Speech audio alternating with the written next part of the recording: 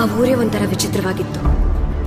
ಆ ಊರ್ ಜನ ಯಾವುದೋ ಒಂದು ಭಯಾನಕವಾದ ಕಥೆನ ಮುಚ್ಚಿಡಕ್ ನೋಡ್ತಿದ್ರು. ಕಥೆನ ಮುಚ್ಚಿಡಬಹುದು, ಆದ್ರೆ ಭಯಾನ ಮುಚ್ಚಿಡಕ್ಕಾಗಲ್ಲ. ಆ ಕಥೆ ಮತ್ತೆ ಶುರುವಾಯಿತು. ಆ ಗುಮ್ಮ ಮತ್ತೆ ಬಂದ.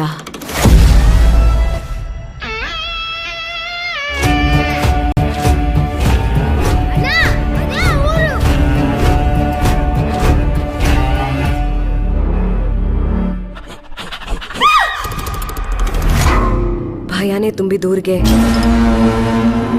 ಭಯ ಅಂದ್ರೆ ಏನು ಅಂತಾನೆ ಗೊತ್ತಿಲ್ಲದೆ ಇರೋನು ಒಬ್ಬ ಬಂದ.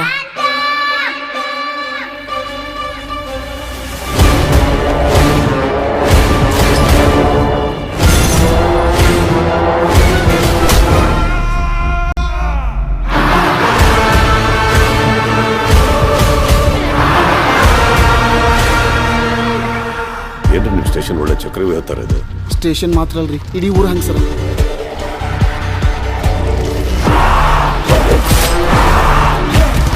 ಯಾರೋ ನೀನು?